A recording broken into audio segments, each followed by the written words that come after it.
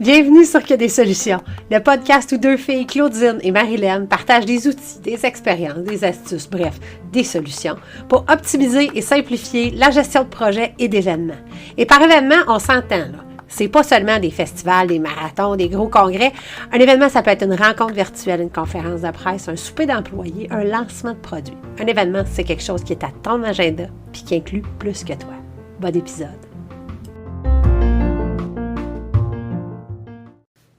Hey, salut! Cette semaine, on voulait répondre à une question qui nous a été posée par rapport à, justement, là, tous les trucs, puis toutes les techniques, puis les sites, puis les apps dont on te parle. On s'est fait poser la question, comment vous priorisez? Est-ce que vous passez comme tout votre temps à apprendre, à chercher, comment vous faites pour décider c'est quoi qui est important, dans quoi vous décidez de vous perfectionner, qu'est-ce que vous décidez d'explorer, puis qu'est-ce que vous laissez de côté. Fait que, en fait, la question, c'était comme, avez-vous du temps pour travailler vraiment sur vos dossiers, ou bien vous êtes juste tout le temps en train de découvrir comme des nouvelles apps, puis de nous en parler, puis des nouvelles techniques, puis de...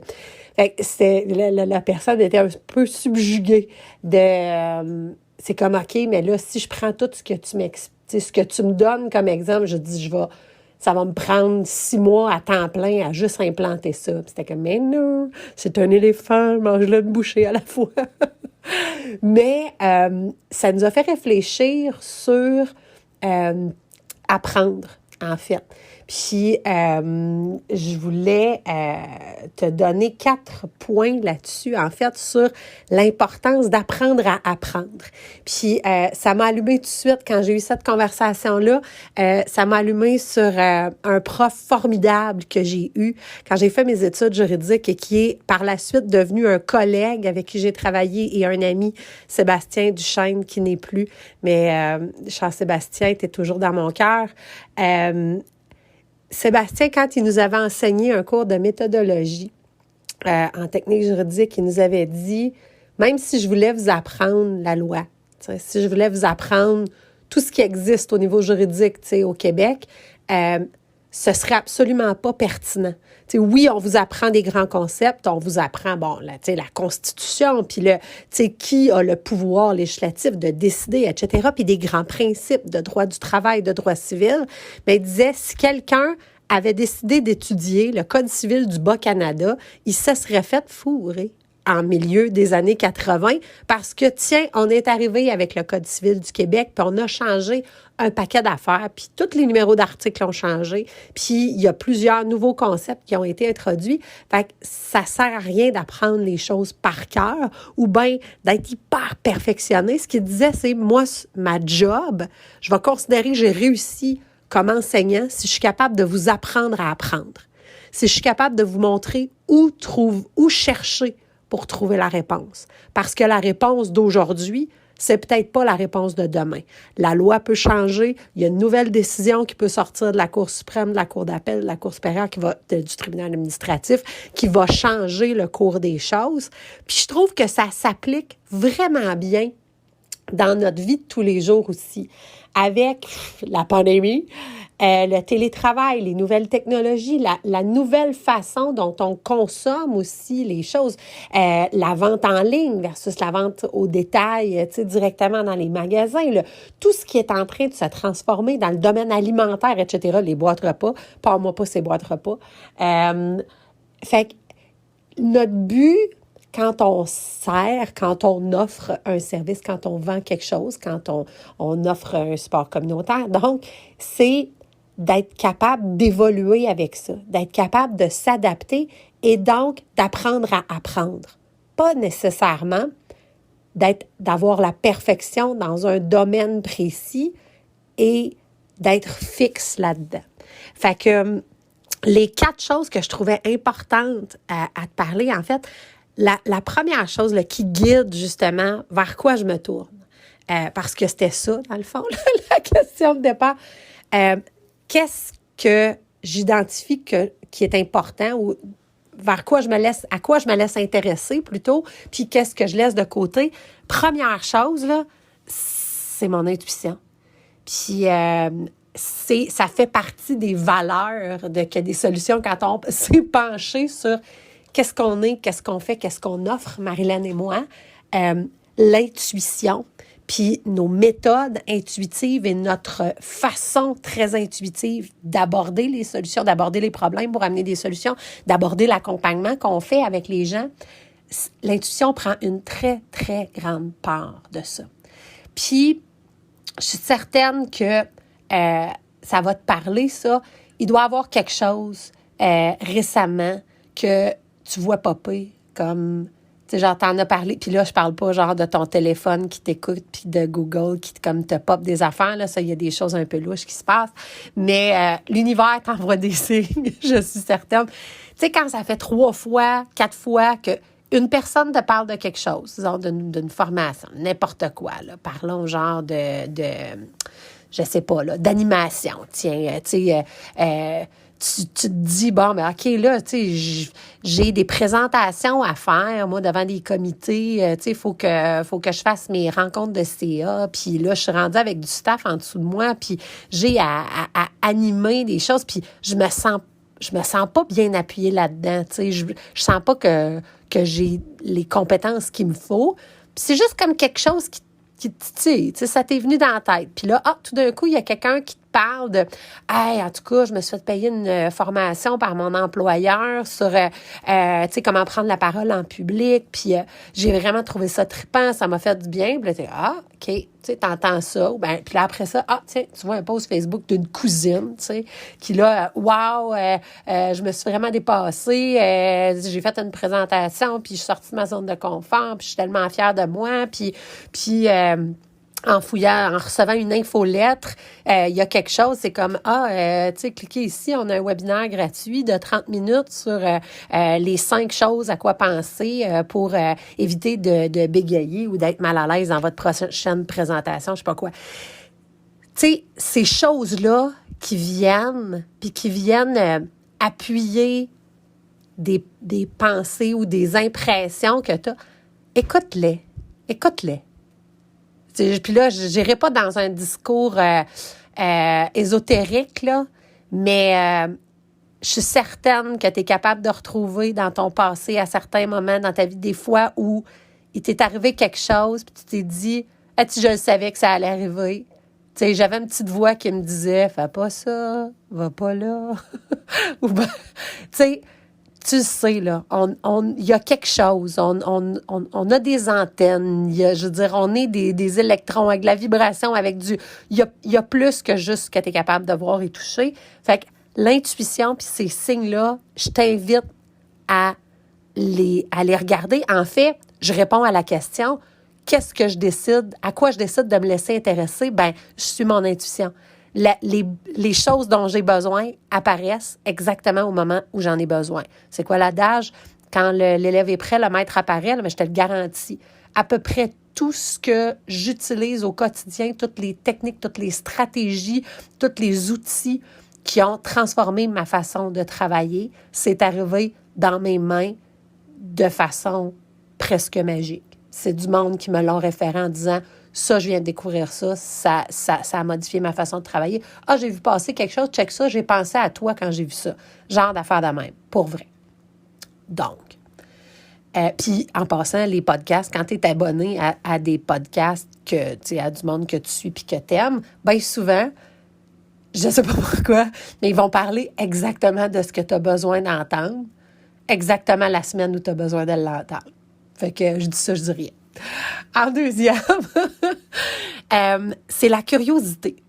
Pour moi, je préfère supprimer des courriels, disons, d'infolettres. Je préfère recevoir plus d'infolettres et d'informations, quitte à les supprimer, puis j'ai aucun problème. Là, ça me fait pas mal au cœur. Je me dis pas, oh, pauvre elle, là, je lirai même pas son courriel. Non. C'est moi qui choisis ce que je lis. Mais donc, dès que je trouve quelque chose qui va être vraiment intéressant, je trouve quelqu'un qui présente les choses de façon intéressante, je m'abonne aux infolettes, je suis des sites, je suis des groupes ou des pages Facebook ou Instagram, puis je reste curieuse. En même temps, on s'entend, je m'abonne pas à systématiquement tout parce que je veux pas non plus me faire spammer all the way. Puis, pour moi, quelqu'un qui m'écrit plus que 2 fois par semaine, là, c'est trop intense. Il y a quelqu'un de formidable, le gars de Story Brand, Don Miller. Je me suis abonnée à son infolette. Il écrit à tous les jours. Je me suis désabonnée au bout de 8 jours. J'étais comme, OK, espèce d'homme.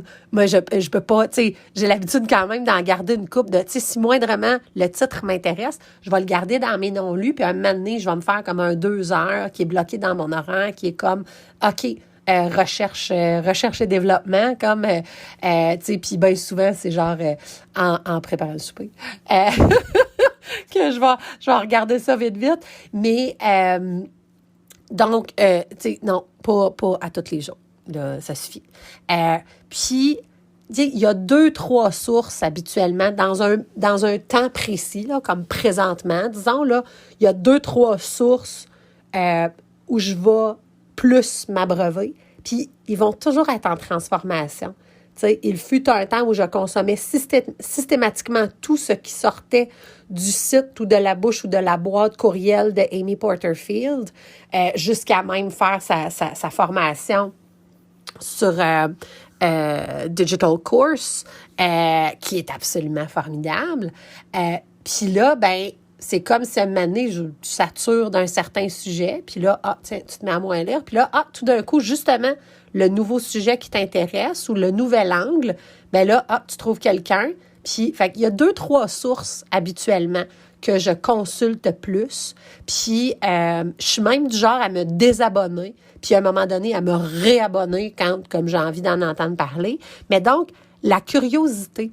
Puis, je te dirais, la curiosité, justement, alliée à l'intuition. S'il y a quelque chose que tu vois puis que ça t'intéresse, aussi bête que genre les couleurs. Tu sais, disons, c'est le même rose que tu as mis dans ton logo. Ou bien la fille, elle a le même nom que, c'est ça, ta cousine que t'aimes.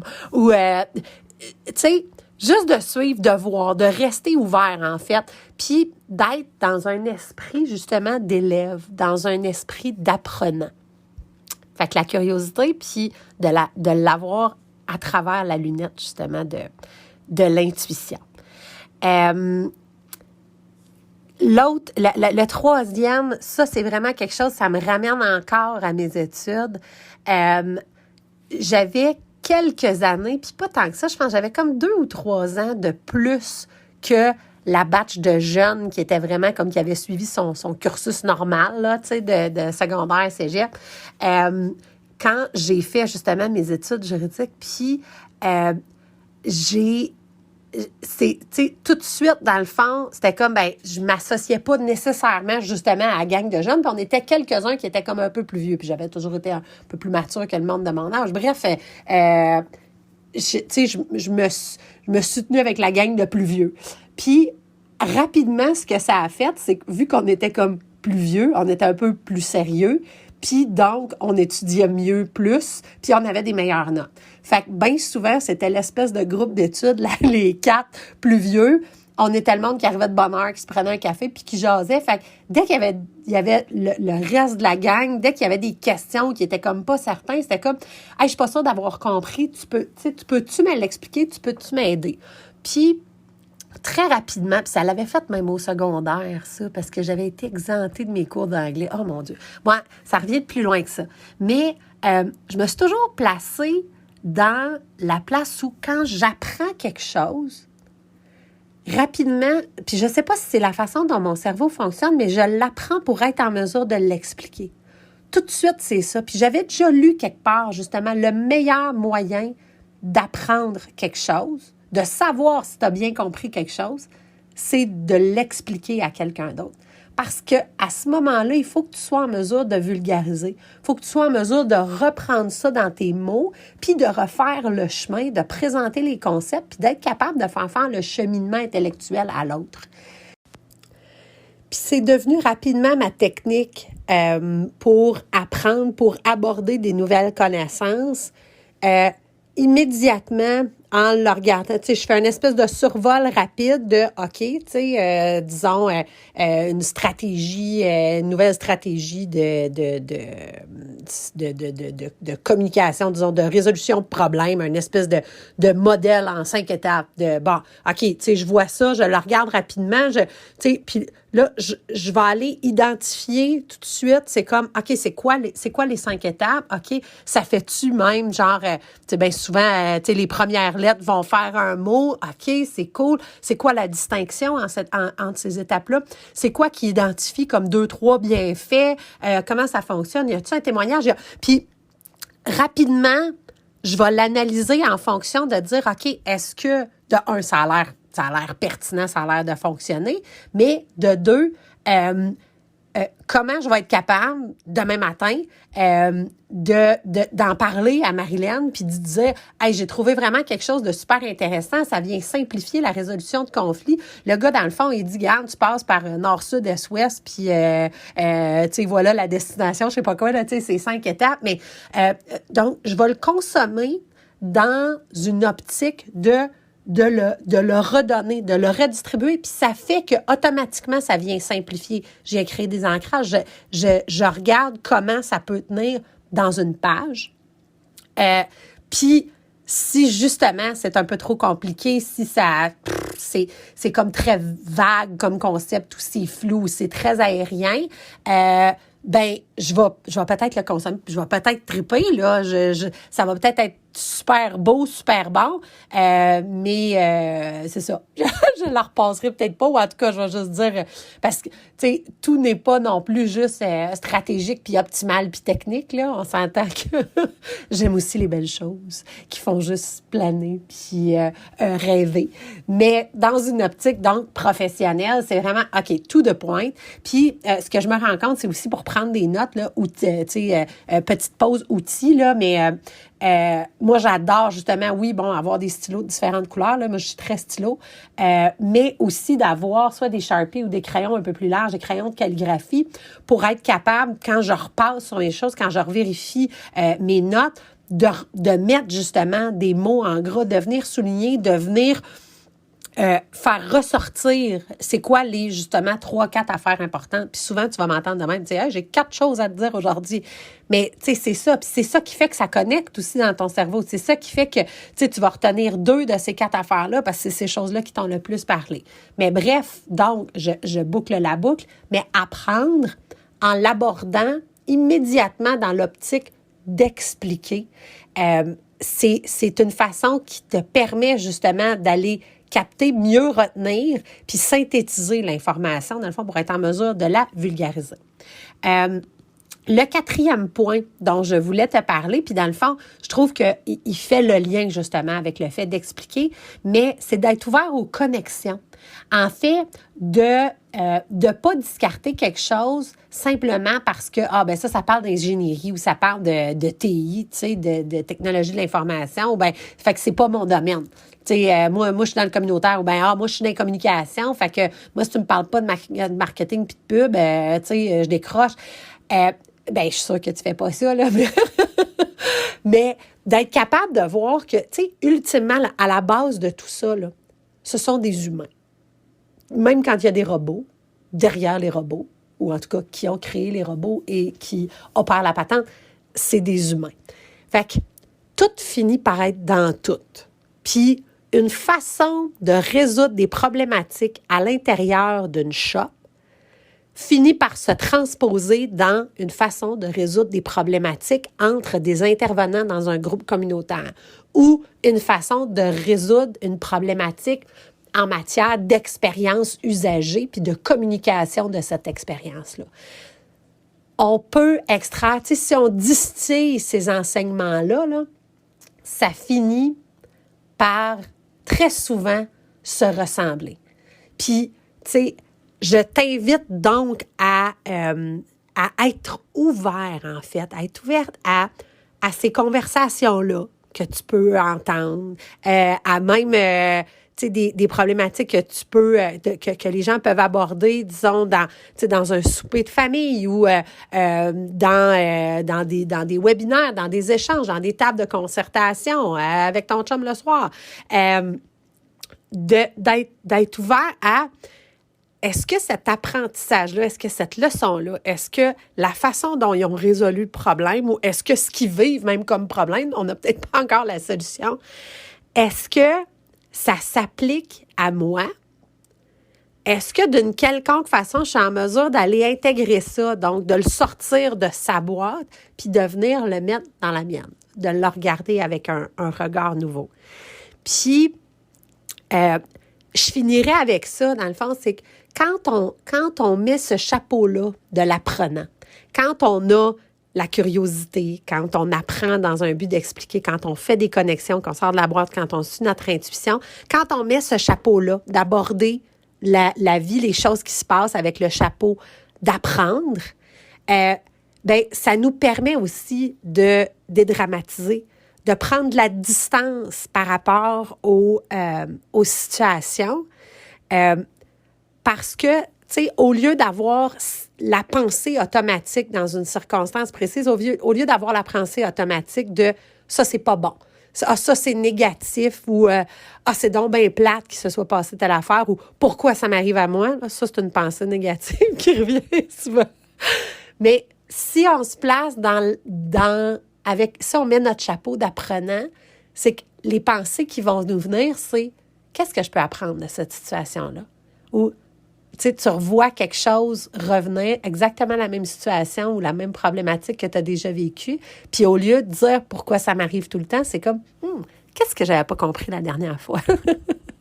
Ça, c'est une belle question à rajouter dans des questions puissantes que tu peux te poser.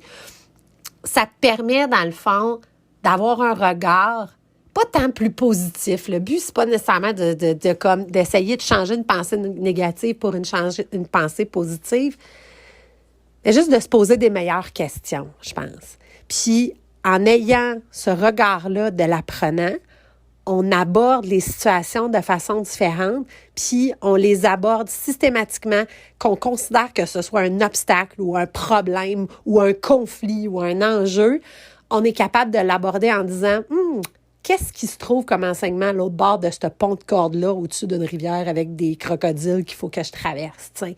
Fait que qu'est-ce qui est là-bas? Puis ça change notre regard, puis on finit, à force de se poser ces questions-là, puis d'avoir ce regard-là, puis de chercher les enseignements, on en trouve. Tu sais.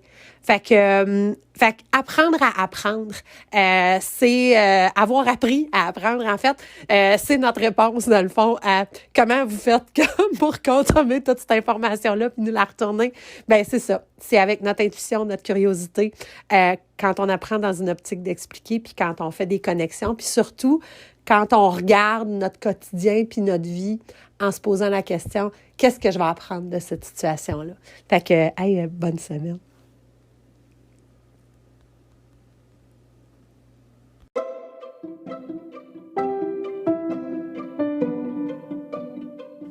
J'ai une question pour toi. Combien vaut une heure de ton temps? Puis je te dis pas combien tu te fais payer une heure de ton temps parce que, disons-nous-le, on n'est pas toujours payé à notre juste valeur. Combien vaut une heure de ton temps? Je te demande de réfléchir. Puis après ça, ce que je vais faire, c'est que je vais te dire, on a un outil qui nous a permis d'économiser, d'optimiser 250 heures dans notre année quand on en a fait la première évaluation. Puis on a décidé de le rendre disponible parce qu'on se rend compte qu'on a trouvé justement cette solution-là puis qu'elle est nécessaire pour énormément de gens. 250 heures. Ce que ton temps vaut fois 250 heures, ça aurait comme juste pas de bon sens. C'est un beau montant, on se le souhaite. Mais je veux te garantir que c'est pas ça que tu vas avoir à investir. Je sais pas à quoi tu arrives dans ton calcul, mais même si c'était 1 pièce par heure économisée que tu avais à investir 250 pièces, ce serait déjà formidable. Ben non, tu sais, Nous autres, on est fines de même. Cet outil-là, on a décidé de le rendre disponible à 37 $. Plus que ça, dans ce temps-ci, on a décidé d'enlever 20 $ sur cette offre-là. Donc, si tu te rends sur quedessolutions.com, tu vas pouvoir télécharger l'échéancier performant Que des solutions pour la modique somme de 17 $. Saute là-dessus, ça ne durera pas longtemps. Bonne écoute.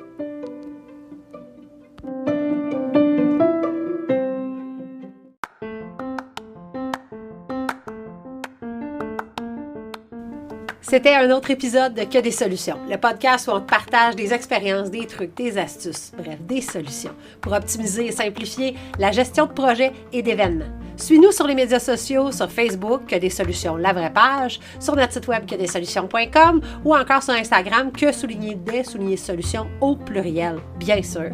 À la semaine prochaine pour un autre épisode. D'ici là, continue de briller puis oublie pas, il n'y en a pas de problème, il y a juste des solutions.